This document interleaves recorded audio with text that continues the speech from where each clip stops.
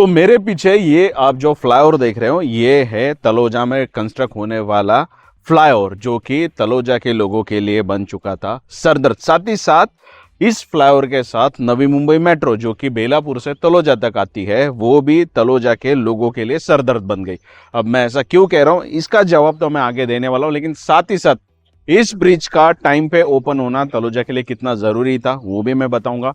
अब जो है ये ब्रिज पार्सल शुरू हुआ है, अब इस ब्रिज का पूरा कंप्लीशन होने के बाद तलोजा के लोगों के लिए क्या फर्क पड़ने वाला है, क्या एग्जैक्टली यहाँ पर चेंजेस आने वाले, इवन नवी मुंबई मेट्रो जो भी पार्सल शुरू हुए, मतलब आधा ही शुरू है, आगे का पार्ट जो है वो शुरू होने वाला है। तो ये सारी चीजें जो आज के इस वीडियो में हम डिस्कस करने वाले हैं कि तलोजा में क्या डेवलपमेंट होने वाली है और इस ब्रिज से या फिर मेट्रो से आगे चल के तलोजा के लोगों के लिए क्या फायदा होने वाला है। तो हाल फिलहाल अब मैं रुका हूं तलोजा में, जहां पर मैं आपके साथ इंफॉर्मेशन शेयर करने वाला हूं तलोजा के बारे में। वैसे मेरा नाम है गणेश, चैनल का नाम है प्रॉपर्टी कवरेज, जहां पे मैं करता हूं रिसर्च रियल एस्टेट, इंफ्रास्ट्रक्चर और डेवलपमेंट के ऊपर, और ये जो भी इंफॉर्मेशन होती है वो ट्रांसपेरेंट तरीके से आप तक पहुंचाने की कोशिश करता हूं। आपको सिर्फ इतना करना है, कंटेंट अगर अच्छा लगता है तो अभी इस चैनल को सब्सक्राइब कर लीजिए, ये वीडियो अच्छा लगता है तो अपने दोस्तों के साथ जरूर शेयर कीजिए, और अंत में कमेंट सेक्शन में जय हिंद लिखना भूलेगा नहीं, हौसला थोड़ा सा बुलंद रहता है। अब बात करते हैं 2009-10 की, जब इनिशियल स्टेज पे जो है तलोजा डेवलप होना शुरू हुआ था। अब जिस लोकेशन पे एग्जैक्टली तलोजा ये पूरा डेवलप होने वाला था, वो जो लैंड पार्सल था उसके बीच में से एक रिवर गुजरती थी, और उस रिवर ने तलोजा को 2 हिस्सों में डिवाइड कर दिया, जिस वजह से तलोजा के एक हिस्से को कहा गया फेज 1, और तलोजा में जो रिवर थी उसके दूसरी तरफ का जो हिस्सा था उसे कहा गया फेज 2। तो ऐसे फेज 1 और फेज 2 ऐसे तलोजा में 2 पार्ट डिवाइड हो गए। लेकिन एग्जैक्टली तलोजा फेज 1 फेज 2 जिस तरफ था उसके अपोजिट में जो है एक रेलवे ट्रैक था और NH-48 हाईवे था, जिस वजह से तलोजा के एग्जैक्टली अपोजिट में खारगर होते हुए भी लोगों को खारगर एक्सेस करना आसानी से मिलता नहीं था। अगर खारगर जाना है तो लोगों को काफी घूमकर जो है वो खारगर को एक्सेस करना पड़ता था, और जिन लोगों को खारगर रेलवे स्टेशन जाना है या फिर बेलापुर जाना है या फिर वाशी जाना है उनके लिए तो और भी हेडेक होता था। अब ये हेडेक भी जो है वो कम होने वाला। अब वो कैसे होने वाला है, तो सबसे पहले बात करते हैं इस फ्लाईओवर की। तो मेरे पीछे ये फ्लाईओवर आप देख सकते हैं जो कि पार्शियल अब शुरू हो चुका है। पार्शियल क्यों शुरू हुआ है, क्योंकि इस तरफ से आप रेलवे ट्रैक और हाईवे क्रॉस करके उस तरफ जा सकते हैं, लेकिन आप खारगर को एक्सेस कर नहीं सकते बिकॉज आगे का पोर्शन जो है वो रेडी नहीं हुआ। अब शुरुआत से बात करेंगे कि 2009 से जब डेवलपमेंट शुरू हुई थी ना, तभी इस ब्रिज का जो है वो काम ऑलरेडी शुरू हो चुका था। अब यहाँ पर इस तरफ से जो है वो काम तो काफी आसानी से हो गया बिकॉज इस तरफ की लैंड जो है वो सिडको ने पहले ही एक्वायर कर ली थी। लेकिन यहाँ से फ्लाईओवर रेडी होके जिस तरफ वो डाउन होता है वहां पर किसी का जो है वो लैंड था वो एक्वायर नहीं हुआ था, फिर उसमें कोर्ट कचहरी हुई, काफी सारी चीजें हुई, और उसको एक्वायर करके ब्रिज रेडी करने के लिए इतने साल लगे। आज की डेट में 2025 में भी ये फ्लाईओवर कंप्लीट नहीं हुआ। तो जब भी ये कंप्लीट होगा तो उससे फर्क क्या पड़ेगा, तो इस कोने से अगर हमें खारगर एक्सेस करना है तो ये फ्लाईओवर रेडी होगा तो सिर्फ 2 किलोमीटर का डिस्टेंस होगा, यानी कि इस तरफ से उस तरफ जाना हार्डली 5 से 6 मिनट होगा। तो आज की डेट में खारगर में अगर हम रेसिडेंस के प्राइस देखते हैं तो जितनी प्राइस आपको खारगर के जो सामने बड़े टावर्स दिख रहे हैं, जो बिल्डिंग्स दिख रही है वहां पर है, उसके आधे रेट में जो है यहाँ पर आपको तलोजा में प्राइसेस देखने मिलते हैं। तो इतना डिफरेंस जो है यहाँ पर है, लेकिन जैसे ये फ्लाईओवर कनेक्ट होगा वैसे ही यहाँ की प्राइसेस तलोजा की वो अप्रिशिएट होगी। रीजन, आज की डेट में यहाँ से उस तरफ जाने के लिए जो लॉन्ग डिस्टेंस रोड लेके जाना पड़ता है वो टोटल होता है 5 किलोमीटर, यानी इस कॉर्नर से यहाँ से ये जो ब्रिज शुरू हुआ है और जहां पर ये ब्रिज लैंड होने वाला है खारगर में, वो डिस्टेंस आज की डेट में 5 किलोमीटर का, वो सीधा सीधा आने वाला है 2 किलोमीटर पे। तो डेफिनेटली खारगर से जो है तलोजा अगर इतने आसानी से हम एक्सेस कर पाएंगे तो 2 किलोमीटर के डिस्टेंस से जो प्राइसिंग डबल देनी पड़ती है, जितने प्राइस में आप यहाँ पे घर खरीदते हो उससे डबल प्राइसिंग में आपको जो है खारगर में घर खरीदना पड़ेगा। तो डेफिनेटली जब भी ये ब्रिज स्टार्ट होगा तो खारगर और तलोजा में कुछ ज्यादा डिफरेंस नहीं रहेगा, ज्यादा डिस्टेंस नहीं रहेगा, जिस वजह से तलोजा में प्राइसिंग डेफिनेटली अप्रिशिएट होगी। साथ ही साथ और एक चीज बताता हूं कि जिस लोकेशन पे ये ब्रिज लैंड होने वाला है तो सामने की तरफ एक रोड है, वो रोड सामने की तरफ सीधा सीधा जो हिल्स हमें दिखाई दे रही है, तो फ्लाईओवर के अपोजिट में, मुझे पता नहीं कैमरे में दिख रहा है कि नहीं, लेकिन अपोजिट की तरफ एक हिल है, तो वो है खारगर हिल।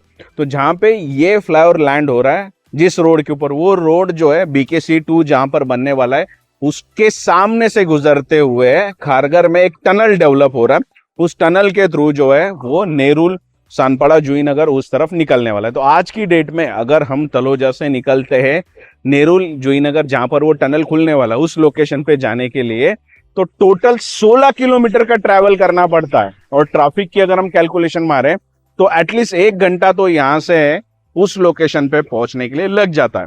लेकिन जब ये फ्लाईओवर शुरू होगा, फ्लाईओवर शुरू होने के बाद उसमें खारगर में ये लैंड होगा और उसी रोड से आगे जाके टनल, तो टनल का जो है खारगर का काम ऑलरेडी शुरू हो चुका है। तो टनल से हम उस तरफ अगर जाते हैं तो टोटल डिस्टेंस यहां से नेरुल, सानपाड़ा, जुईनगर का होने वाला है सिर्फ 7.6 किलोमीटर का। अप्रोक्स 7 से 8 किलोमीटर का जो है सिर्फ ये डिस्टेंस आने वाला है 16 किलोमीटर से, यानी कि सीधा सीधा वो आधा होगा। दूसरा, बेलापुर जाने की जरूरत नहीं, खारगर जाने की जरूरत नहीं, जिस वजह से ट्रैफिक का सामना लोगों को करना नहीं पड़ेगा और सीधा सीधा यहां से लोग अगले 15 से 20 मिनट में नवी मुंबई के सानपाड़ा, वाशी, जुईनगर इस लोकेशन पे पहुंच जाएंगे। जिस वजह से तलोजा को काफी शानदार और जबरदस्त जो है रोड कनेक्टिविटी देखने मिलेगी। तो ये तो रोड कनेक्टिविटी की बात है, लेकिन साथ ही साथ मैंने मेट्रो का जिक्र आप लोगों के साथ किया था, तो मेट्रो की इंफॉर्मेशन देता हूं। आज की डेट में जो बेलापुर से मेट्रो निकलती है वो घूमते घूमते खारगर के कई सारे इलाकों से होते होते तलोजा आती है। लेकिन अगर आप ध्यान से देखोगे तो तलोजा आने के बाद जो है वो वहां पर इनकम्प्लीट लगता है, जो मेट्रो का रूट है वो इसलिए क्योंकि उसको एक्सटेंड किया जाने वाला है और वो आगे से डेवलप होते होते, गुजरते हुए, कलम्बोली होते होते, खांदेश्वर होते होते सीधा सीधा कनेक्ट होने वाला है नवी मुंबई एयरपोर्ट के साथ। तो फ्यूचर में तलोजा से मेट्रो के थ्रू एयरपोर्ट को एक्सेस करना काफी आसान होने वाला है। लेकिन मेट्रो की डेवलपमेंट यहाँ पे रुकती नहीं है। हम सभी को पता है कि कल्याण से नवी मुंबई जो मेट्रो डेवलप होने वाले, उसका जो कल्याण डोंबिवली वाला पार्ट है वहां पे काफी जोरों शोरों से कंस्ट्रक्शन चल रहा है। तलोजा की तरफ नहीं है, वो भी थोड़े दिन में शुरू हो जाएगा। लेकिन कल्याण से जो मेट्रो नवी मुंबई के लिए आ रही है वो सीधा सीधा तलोजा में कनेक्ट होने वाली है। तो कल्याण से लोगों को अगर नवी मुंबई के बेलापुर जैसे लोकेशन पे जाना है तो वो तलोजा आ सकते हैं और तलोजा से फिर चेंज करके या डायरेक्ट भी फ्यूचर में मेट्रो देखने मिलेगी। तो कनेक्टिविटी मेट्रो से काफी जबरदस्त आपको फ्यूचर में देखने मिलने वाली है। अब काफी लोग बोलते हैं कि यहाँ पे जो पंचानंद रेलवे स्टेशन है वहां से लोकल शुरू होने वाली है, तो उसका कुछ ज्यादा अपडेट मुझे मिला नहीं है सोशल मीडिया पे कि वहां पे लोकल शुरू होने वाली है या नहीं। पर शटल्स डेफिनेटली है, टाइम टू टाइम शटल्स है, जहां से आप वसई विरार की तरफ जा सकते हैं, जहां से आप थाने की तरफ जा सकते हैं, इस तरफ आप मेरे ख्याल से रसायनी की तरफ जा सकते हैं, पनवेल की तरफ जा सकते हैं। तो देखा जाए तो रोड कनेक्टिविटी और मेट्रो कनेक्टिविटी तलोजा को काफी जबरदस्त और सुपर्ब मिलने वाली है। अब कनेक्टिविटी क्या होने वाली है वो तो मैंने आपको बता दिया, पर भैया टाइम कितना लगने वाला है। 2009 से ब्रिज शुरू हुआ था जो कि अगले 3 साल में कंप्लीट होना था, वो तो अब तक पूरा कंप्लीट हुआ नहीं है। रही मेट्रो की बात, तो मेट्रो का भी कहा जाता था जब 2009-10 में काम शुरू हुआ था कि अगले 4 से 5 साल में शुरू होने वाली है। सरदर्द बन गया क्योंकि शुरू होते होते कई साल गुजर चुके हैं और आज की डेट में मेट्रो जो है वो शुरू हो चुकी है, लेकिन ब्रिज शुरू नहीं हुआ। तो ब्रिज का मैंने पहले भी बताया कि पार्शियल जो है वो शुरू हो चुका है। तो सामने की तरफ हम देख सकते हैं कि गाड़ियां जो है यहाँ से अब ट्रैवल करती है।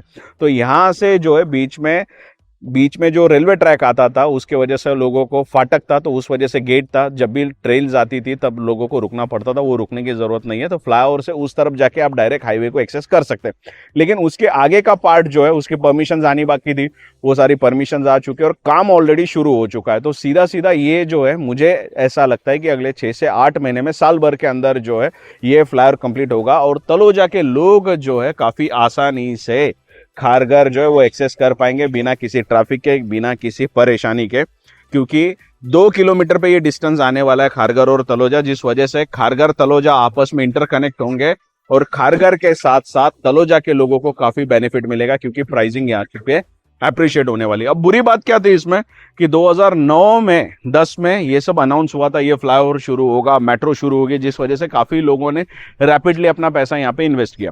लेकिन टाइम पे मेट्रो शुरू नहीं हुई, ये फ्लाईओवर शुरू नहीं हुआ, जिस वजह से जितना एप्रिसिएशन तलोजा में होना चाहिए था रियल एस्टेट में रैपिडली उतना हुआ नहीं। ग्रेजुअली धीरे धीरे थोड़े थोड़े प्राइसिंग बढ़ते गए। लेकिन अब लोगों के पास अपॉर्चुनिटी ये है कि तलोजा में अगर प्रॉपर्टी बाय करते हैं तो तलोजा में फ्यूचर में रेट काफी रैपिडली बढ़ सकते हैं, बिकॉज कनेक्टिविटी खारगर के साथ और नवी मुंबई के सानपाड़ा, जुईनगर, नेरुल इस लोकेशन के साथ तलोजा की सुपर्ब होने वाली है। मेट्रो का भी एक्सटेंशन होने वाला। तो मेट्रो का एक्सटेंशन जो कल्याण से होने वाला था उसका तो शिलफाटा तक का काफी काम हो चुका है, आगे का काम अभी तक शुरू नहीं हुआ। इवन यहाँ से जो खांडेश्वर या कलम्बोली करते हुए जो नवी मुंबई एयरपोर्ट को टच होने वाला है उसका भी काम अभी तक शुरू नहीं हुआ है, पर उसके लिए थोड़ा ज़्यादा टाइम लगेगा, लेकिन फ्लाईओवर के लिए आपको ज़्यादा टाइम नहीं लगने वाला।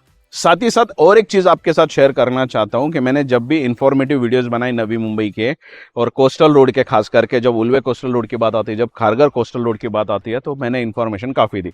और एक चीज़ आपको मैं बताता हूँ कि ये फ्लाईओवर जहाँ से शुरू हो रहा है और जहाँ पे एंड हो रहा है, तो जहाँ पर ये एंड हो रहा है उसके पास से ही खारगर कोस्टल रोड की शुरुआत होने वाली है। तो यहाँ से अगर किसी को बेलापुर जाना है तो उनको पहले जाना पड़ता है खारगर, और खारगर से फिर वो बेलापुर की तरफ जाना पड़ता है। तो फ्यूचर में अगर बाय रोड ही आपको उल्वे की तरफ या फिर अटल सेतु की तरफ जाना है और वहाँ से आपको मुंबई जाना है, तो एक्सपीरियंस जो है काफ़ी बेटर हो सकता है। बिकॉज यहाँ से आप खारगर जाओगे, खारगर कोस्टल रोड से सीधा सीधा बेलापुर निकलोगे और वहां से उल्वे कोस्टल रोड के थ्रू जो आप अटल सेतु को एक्सेस कर सकते हैं, तो कनेक्टिविटी और भी बेटर हो सकती है। आज की डेट में अगर देखा जाए तो तलोजा में 3 मेजर प्रोजेक्ट है। एक, ये फ्लाईओवर शुरू होने वाला है। 2, मेट्रो की जो एक्सटेंशन है जो कल्याण से लेके तलोजा तक है और तलोजा से लेके नवी मुंबई एयरपोर्ट तक है। और दूसरा, यहाँ से खारगर जाने के बाद जो कोस्टल रोड डेवलप होने वाला है। हालांकि जहां तक मैंने रिसर्च की उसकी सारी परमिशंस आ चुकी है, पर ग्राउंड पे अभी तक काम शुरू नहीं हुआ। लेकिन जब भी काम शुरू होगा और जब भी वो शुरू होगा, डेफिनेटली नवी मुंबई तलोजा में एक वैल्यू ऐड जरूर करे। अब यार देखिए, ऐसा है कि तलोजा में जो है आपको सिडको ऑक्यूपाइड एरिया भी देखने मिलेगा और कुछ जो है पीएमसी के अंदर भी आता है, यानी पनवेल कॉर्पोरेशन जो उसके अंडर में भी आता है। तो वॉइसली जो है आपको प्राइसिंग दोनों जगह पे अलग अलग देखने मिलेगी। तो जो सिडको के अंडर में लोकेशंस आते हैं जहाँ पे सिडको सब कुछ मॉनिटर कर रही है, उस लोकेशन पे थोड़े से प्राइजेस ज़्यादा है। जहाँ पे पीएमसी है, पनवेल कॉर्पोरेशन की जो परमिशंस लगती है, वहाँ पे थोड़े से प्राइसिंग कम है। इसके अलावा मैं आपको दिखाना चाहता हूँ कि सामने की तरफ हम देख सकते हैं कि तलोजा में ही सिडको के अपने जो है काफ़ी कंस्ट्रक्शंस हमें देखने मिलते हैं। इस तरफ भी हम देख सकते हैं, इवन सामने की तरफ हम देख सकते हैं कि ये सिडको के अपने प्रोजेक्ट्स है। इवन इस तरफ भी अगर मैं आपको दिखाऊं तो ये सिडको के प्रोजेक्ट्स है।